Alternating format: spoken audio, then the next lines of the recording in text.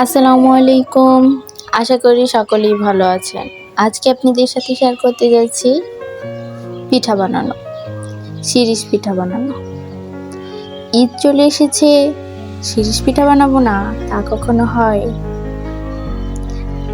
দেখেন, প্রথমে ভালো করে চালের গুঁড়িগুলি চেলে নিচ্ছি।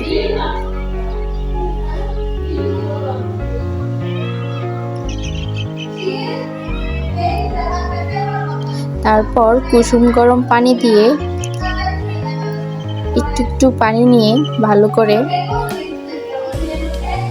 গুঁড়িগুলো মেখে নেব, একটা ডো তৈরি করে নেব।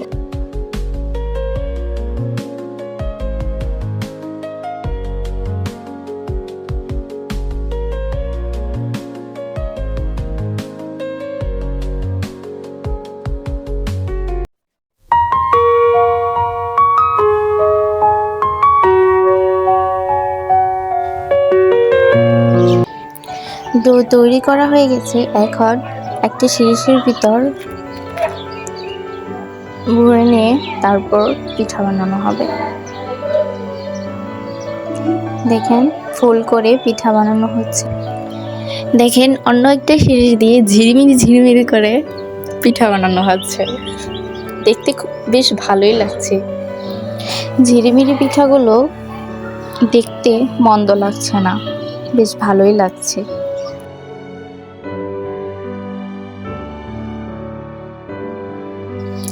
আস্তে আস্তে সবগুলো পিঠা ভাপ দিয়ে নেওয়া হবে। ভাপ দিয়ে শেষ হয়ে গেলে তারপর রৌদ্রে দেওয়া হবে।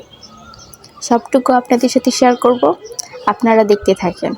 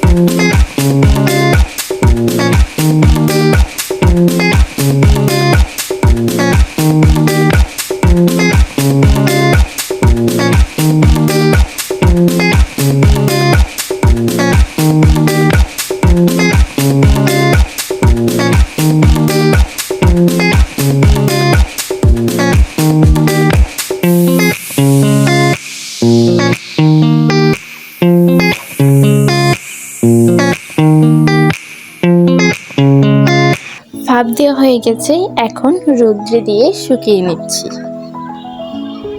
শুকানো হয়ে গেলে তারপর ভাজার পালা। তেলে ভেজে নেওয়ার পর আরো দেখতে অসাধারণ লাগবে, খেতেও মন্দ লাগবে না, বেশ ভালোই লাগবে।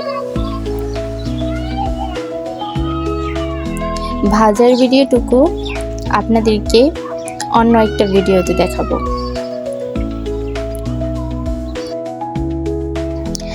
পিঠাগুলো রৌদ্রে দেওয়ার পর আরো বেশি দারুণ লাগছে। রৌদ্রে পিঠাগুলো ঝিকিমিকি করছে। আজকের মতো এখানেই শেষ করছি। আমার চ্যানেলটি সাবস্ক্রাইব করা না থাকলে আপনারা সাবস্ক্রাইব করে যাবেন। সবাইকে আল্লাহ হাফেজ।